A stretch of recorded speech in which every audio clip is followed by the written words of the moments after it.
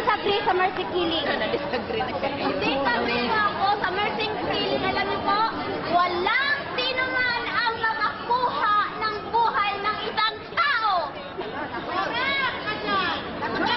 Tapos na!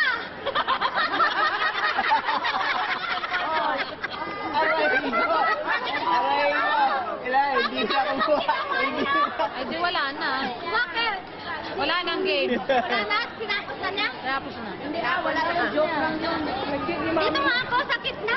Ilaban mo ang referee. Unang-una kasi. Okay, yung 2 minutes, ay yung 2 minutes mo. Unang-una kasi. Okay. Agree ako sa mercy killing when it comes to medical process.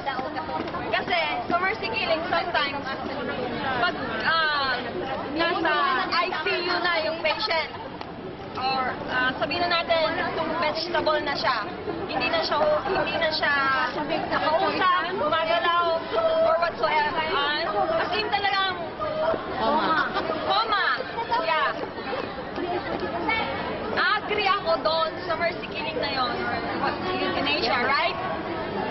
Kasi, para bang pag nakikita mo yung isang kapamilya mo na nandoon, na naghihirap with all those oxygen and tubes and everything sa katawan niya, para bang yung bang unti-unti na siyang namamatay na yung feeling mo na gusto mo na lang siyang wag na lang maghirap para matapos na lang yung hindi natin inaano yung pera or whatsoever. Pero ang iniisip ko lang is yung katayuan ng mahal mo na nandoon na nakaratay. Kaya Malit na siya. agree na lang ako na immersive kill na lang siya. Gaya. Okay, sagot. Sa akin po, disagree pa rin po ako na magkakaroon ng mercy killing. Kasi po lahat tayo may karapatang mabuhay dito sa ibabaw ng mundo. Kasi po, lahat tayo, nandito tayo sa ibabaw ng mundo para mabuhay.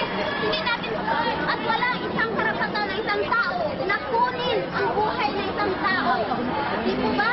Wala, hindi isa sa atin na walang makakuha or payag tayo na magkaroon ng mercy killing. Para po sa akin, disagree po ako na magkaroon ng mercy killing kasi lahat tayo na bata, may karapatan tayo na buhay. Kahit na kamag-anak natin, yung pamilya natin nakaratay na dyan, may karapatan pa rin silang mabuhay. Diba? May karapatan pa rin tayong mabuhay. Kahit nasabihin natin silang na yun na yun, nandun sila eh. Pero sa puso natin, hindi natin sila kayang ganun ang mangyari. Payag pa rin po ako. Disagree ako po sa mga mercy killing. Okay, sagot, Fran. 2 minutes. Okay.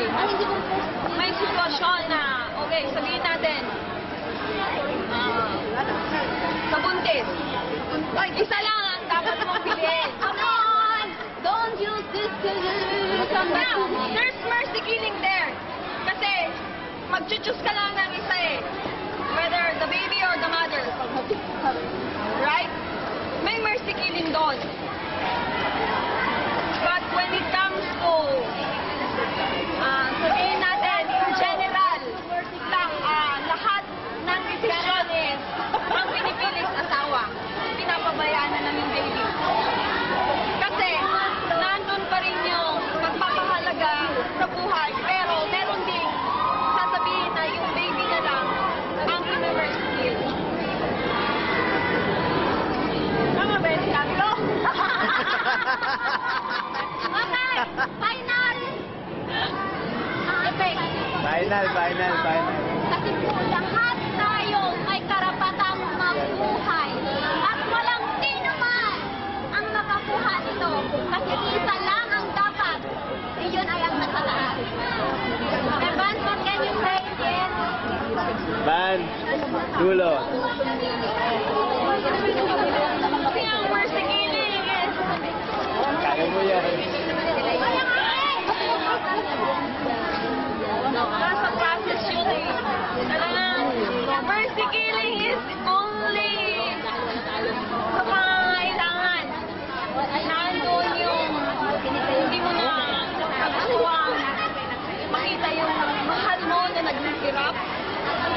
everything. And it's a process. It's scientifically process. Euthanasia is scientific process. Okay.